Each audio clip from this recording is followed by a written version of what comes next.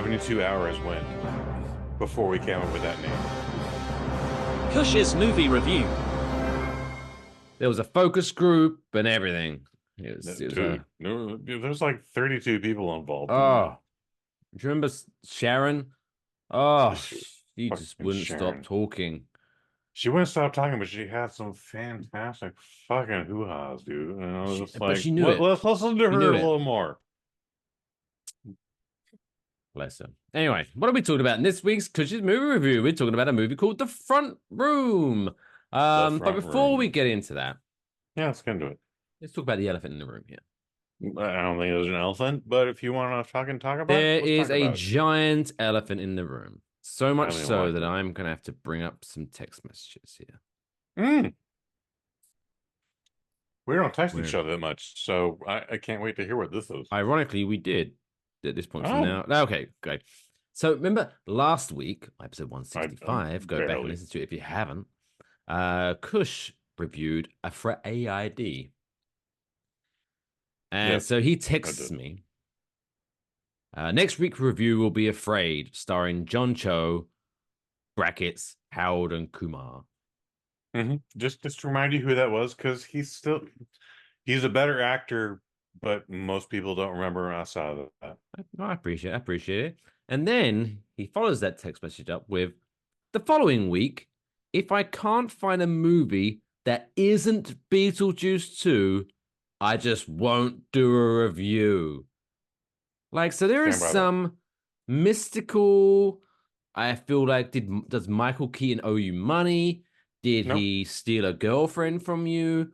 Like, what have That would you be amazing. got That would be a story. against this movie so much where you was willing for the first time in possibly 140, 150 episodes break a streak of reviewing a movie on this very podcast?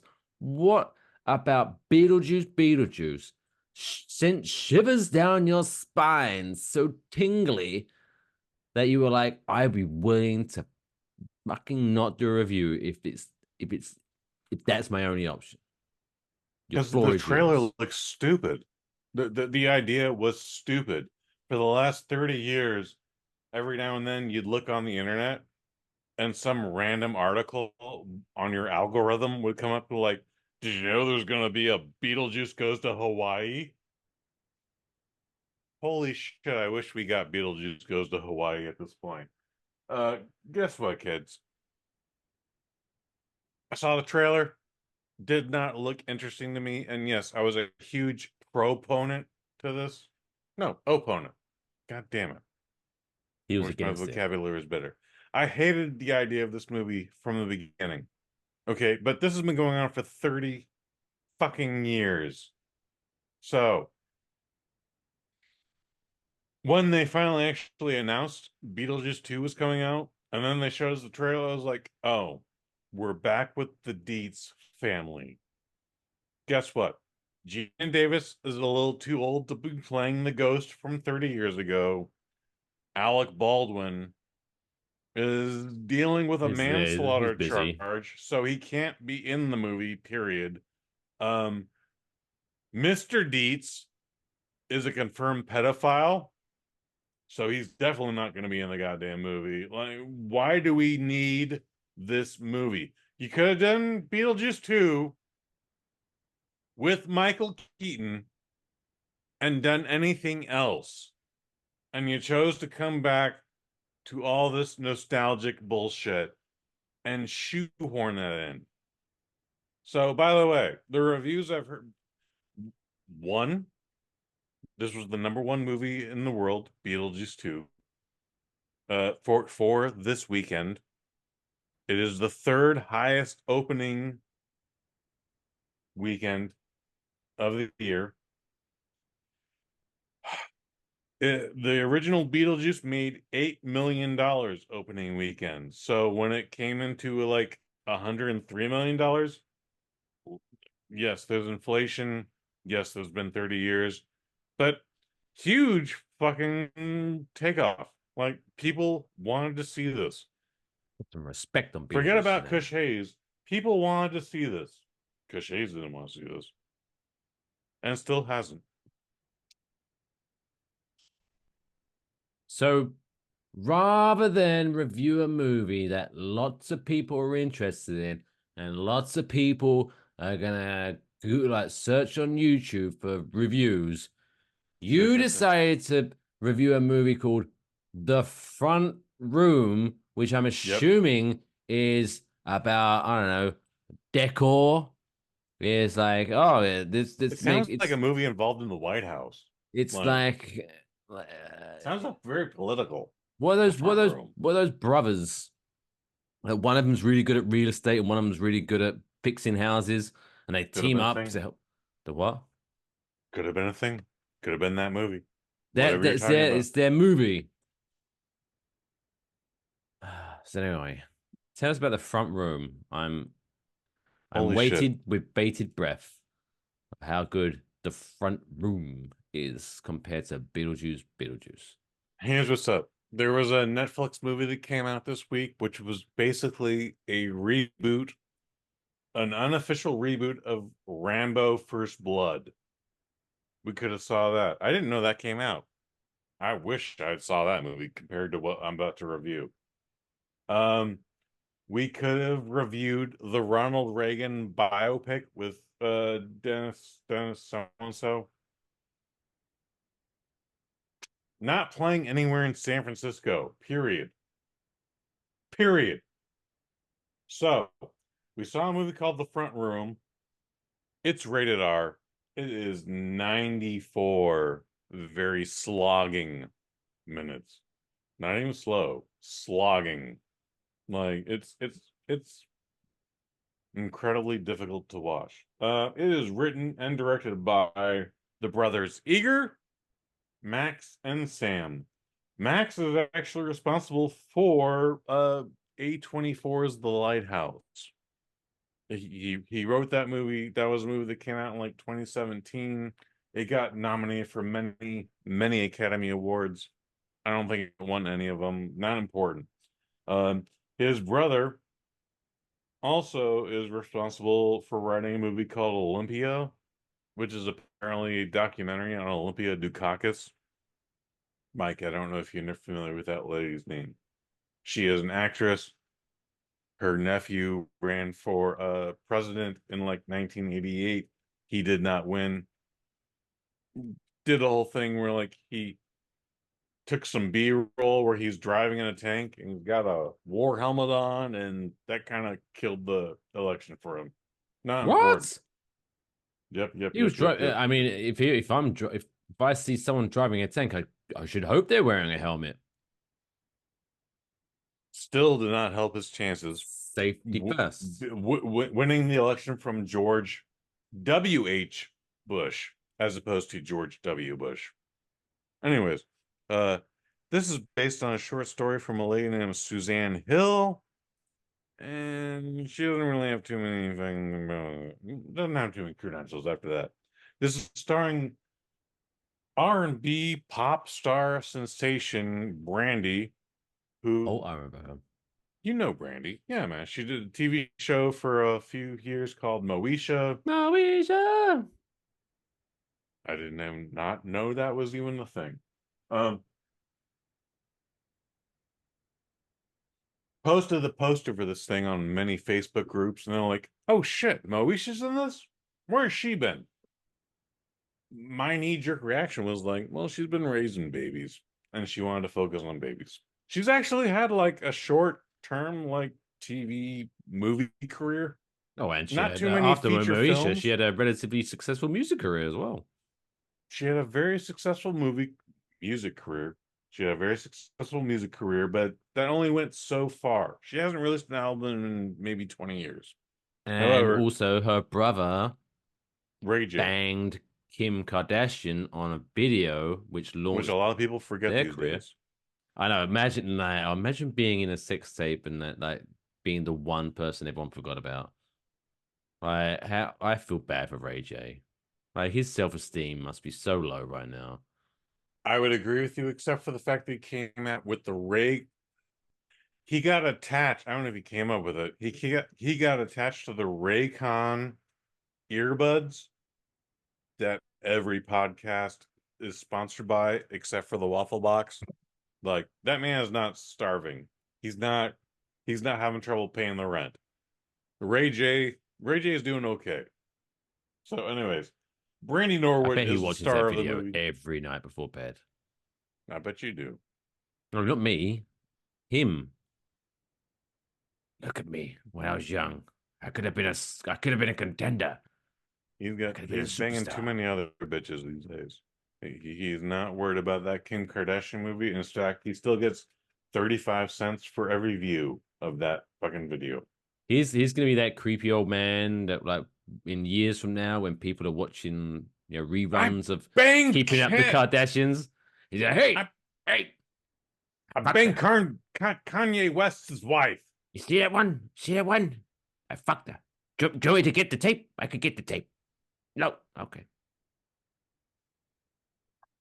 Fuck that. Yeah. Anyways, Ray J's actually had a better career than Paris Hilton as far as Who's got a new album coming out, apparently. really. Oh, Yeah. fantastic. Twitter Good for her. ads is delivering. Apparently, Twitter ads wants me to know that Paris Hilton has a new album out. Well, all right, good for her. I don't know Good if for it's her. her singing or her doing the wiki wars, because I know she dabbled in DJing back in the day. Don't know if she's still doing that. Very dabble. Very dabble. Or maybe I have to look it up. Let's get some You might Paris have to Hilton. look that up, but don't look it up during this. Anyways, No, I'm not uh, gonna do it now. Andrew See, this is Burnap. how good the front door movie is. We're trying to talk about it, but you keep shut shut up. Andrew Burnap, and then Kathryn Hunter plays the matriarch of the movie. She goes by the name Solange. That That's woman is Beyonce's sister, right? 63 years old. That name, that personality kept coming up into my head too, the entire movie. However, she plays a 93-year-old woman. She's Oh, 65, but she plays a 93-year-old woman. what a range. And we get very intimate, where there's a whole Oh, bathtub scene. oh, Her wig is off. oh. Her wig is off, but she's got the bald cap on, showing like she's got like, scabs and other weird shit, like a 93-year-old woman. Look, y'all. Long story short, this is the worst case fucking scenario you could have when taking care of an elderly person. Um, the funniest thing through this movie is actually a Facebook post where someone who takes care of elderly people went like made me laugh when people at the halfway park left during the fecal montage. Period. That was it. There was a By the way, fecal. the I described what a fecal montage is. fecal montage. So we're dealing with a woman who's 93 years old, and she's most likely, in the best case scenario, lost the physical ability to hold stuff in until she gets to the toilet.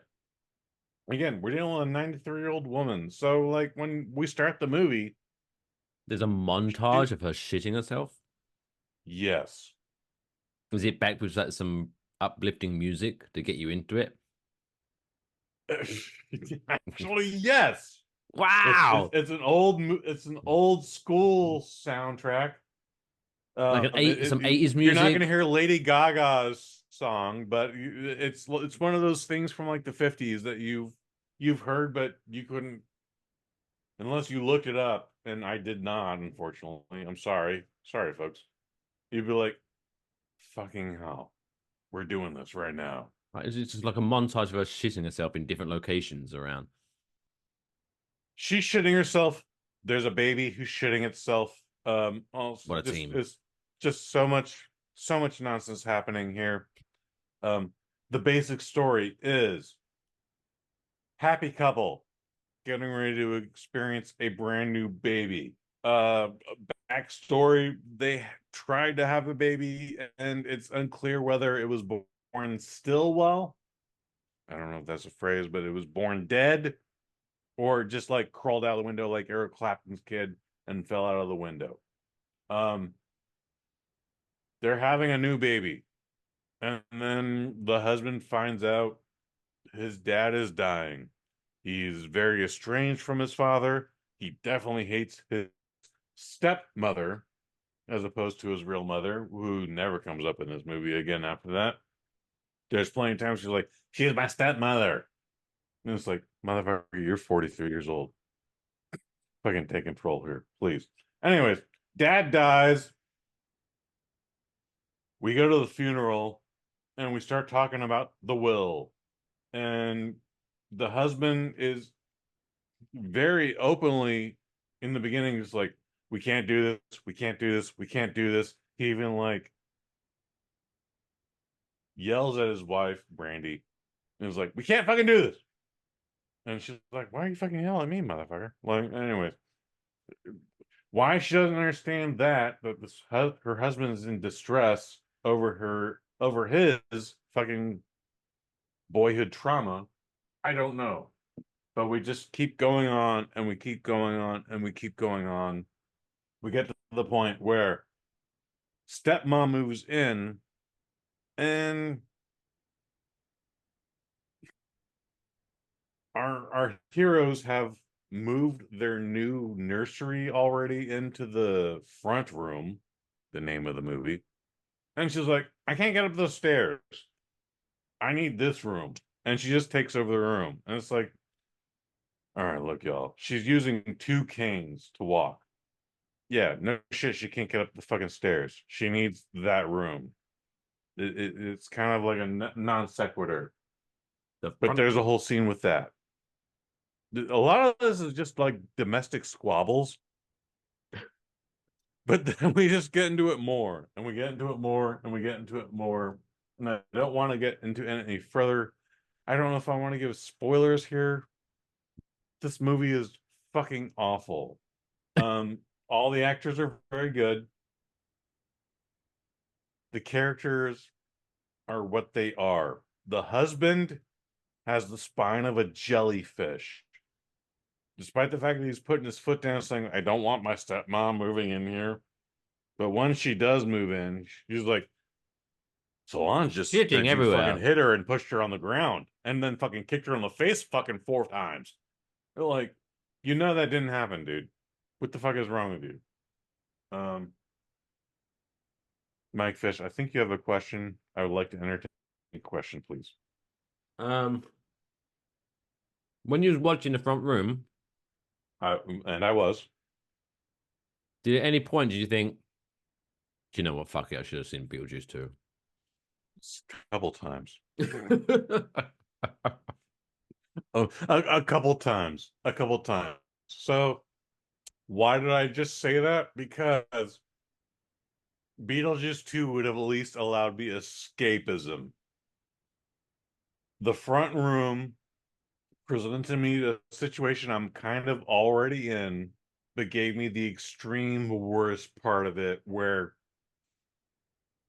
Solange, the old lady, shits herself. By the way, she's not shitting herself on accident because she's 93 years old. She did that shit on purpose. Oh, And then at one point, she shits in her hand and smears it all over the goddamn house. So Brandy, unnecessary. yes, but so Brandy just had a baby. Husband is at work trying to do legal stuff. He's a lawyer. And she was a college professor but quit her job. But now she's doing full-time stuff because she's a mother again, or for the first time, whatever you want. Um, the baby is being ignored because Brandy is cleaning shit off the wall, cleaning shit off her family photos, cleaning shit off this, cleaning shit off that, covered in shit. Calls her husband, hey, you need to get home here because I'm covered in shit. Husband finally comes home. The baby is crying upstairs, has the nerve to ask her, like, I don't get why you're so upset. Like he warned her about all of this bullshit, but then sees she's covered in shit, sees his house is covered in shit, and just has the nerve to like, doesn't even bother. I was like, what can I do to help? Just like, I don't get why you're so upset. What the fuck is wrong with you? Like this movie, this movie is so fucking frustrating.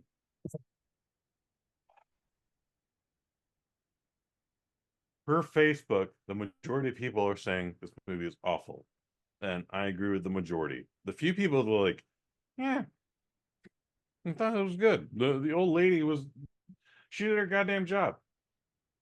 I kind of agree with him. If the point of this movie was to for me to hate this woman, I hate this fucking woman. And again, as someone who's dealing with the elderly, this is the worst case scenario. I'm so thankful I'm not dealing with this scenario. But this bitch is not out of her mind either. She's doing all this stuff on purpose. There's plenty of scenes where like stepson is hugging her, like, it's gonna be okay, Solange. We're gonna get through this. And then that bitch goes like, and just like Mad Dog's Brandy. It, it would have been better if that soundtrack was involved. Okay. Like she's doing this shit like anyway. I hated this fucking movie. Uh maybe the people are too good in it, but I can't give it more than a one.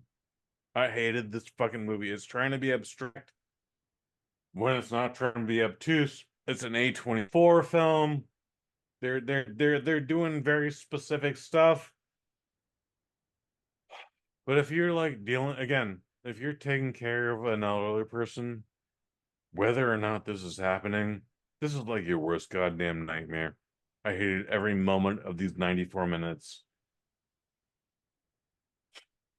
I wish I had seen the Netflix movie that came out this weekend instead of this or the Beetlejuice movie, but we didn't. So this is the review we're giving. So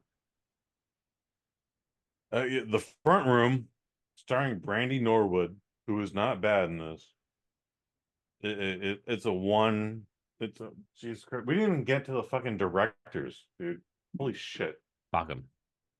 Uh, all right, yeah. You know what, Mike Fish, you're correct. Fuck him. You know what? Fuck him. I'm throwing my notes in there, right there. Fuck him. 1 out of 5. Before we wrap up this review, though, the people want to know how was the viewing? Was there anyone in the movie theater annoying as shit? Yes, but no. Hmm? So I This has become understand a big part of your 100% movie why you reviews asked me now. that. Hmm. I 100% understand why you asked me that.